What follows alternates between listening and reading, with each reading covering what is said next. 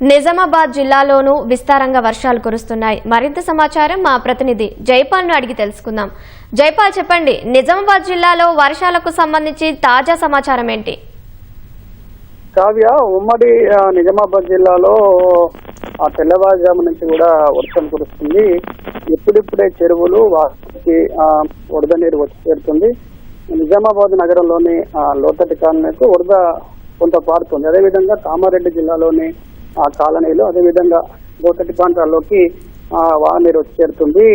నిజామాబాద్ జిల్లాలోని బిచ్పల్లి, ఇందల్వాయి, గర్పల్లి, జక్రాన్పల్లి, అదేవిధంగా మోపాల్ మండలంలో ఉదయం నుంచి కూడా వర్షం కురుస్తుంది.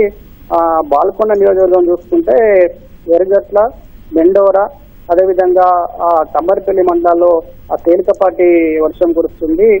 బోధన్ నియోజకవర్గంలో ఎడపల్లి, రెంజన్, నవీపేట, సాలూర మండలాల్లో కూడా కొంత మోస్తారు వర్షం పడుతుంది. అటు కామారెడ్డి జిల్లాలోని బీబీపేట, అదేవిధంగా పాల్వంచ, మాచారెడ్డి, రాజపేట, పిట్ల మండలాల్లో వర్షం పడుతుంది. అదేవిధంగా బీర్పూర్ మండలాల్లో కొంత ఎక్కువ వర్షం ఉదయం నుంచి కూడా కురుస్తున్న పరిస్థితి ఉంది.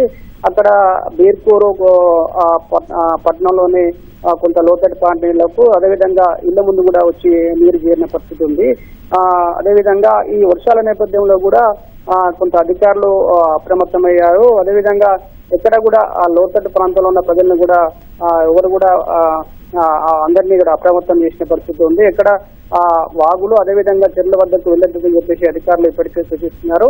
మరో 2 రోజుల పాటు కూడా ఇక్కడ ఉమ్మడి నిజామాబాద్ జిల్లాలో వర్షాలు కురిసే అవకాశం ఉన్నందున కూడా అధికారులు ఎప్పటికప్పుడు అక్కడ పరిస్థితిని గ్రామాలను సమీక్షిస్తున్నారు. అదేవిధంగా గ్రామంలో ఉన్నటువంటి గ్రామ ప్రత్యేక అధికారులు కావచ్చు, అదేవిధంగా గ్రామ అధికారులు కావచ్చు, అందరూ కూడా ఎక్కడ కూడా వాగులు వంకలు ప్రవహించే అవకాశం ఉన్న చోట్ల కూడా కొంత అందరినీ కూడా అధికారులను అక్కడికి మోహరించి ఎక్కడ కూడా వాగులు వంకలు ప్రవహించినప్పుడు అక్కడి నుంచి వాహనాల రాకపోకలు వెళ్లకుండా అక్కడ అందరూ కూడా పరిస్థితిని పర్యవేక్షిస్తున్న పరిస్థితి అయితే ఉంది.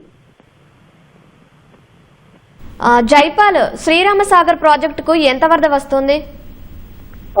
కావ్య, శ్రీరామసాగర్ ప్రాజెక్టు ఎగువన కురుస్తున్న వర్షాలకు శ్రీరామ ప్రాజెక్టుకు నిన్న అదేవిధంగా మొన్నటితో పోలిస్తే ఈ రోజు భారీగా వరద ప్రవాహం వస్తుంది. దాదాపు ప్రాజెక్టులోకి ప్రస్తుతము 89,466 క్యూసెక్ల వరద నీరు ప్రాజెక్టులోకి వస్తుంది. దాదాపు ఆ ప్రాజెక్టు పూర్తి స్థాయి నీటి మట్టం 1091 అడుగులు కాగా ప్రస్తుతం ప్రాజెక్టు నీటి మట్టం 1082 అడుగులకు చేరిన పరిస్థితి ఉంది. అదేవిధంగా ప్రాజెక్టు పూర్తి స్థాయి నీటి నిల్వ సామర్థ్యం 80.5 టీఎంసీలు కాగా ప్రస్తుతం నీటి నిల్వ సామర్థ్యం దాదాపు 52 టీఎంసీలకు చేరిన పరిస్థితి ఉంది.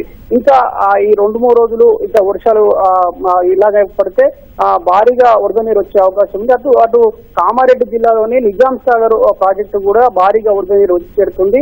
అక్కడ కూడా దాదాపు ఇంకా 2 అదేవిధంగా 3 రోజుల పాటు వర్షాలు కురిస్తే ఖచ్చితంగా నిజాం సాగర్ అదేవిధంగా శ్రీరామ సాగర్ జలాశయాలు నిండే అవకాశం అయితే స్పష్టంగా కనిపిస్తుంది. కావ్య, ధన్యవాదాలు జైపాల్.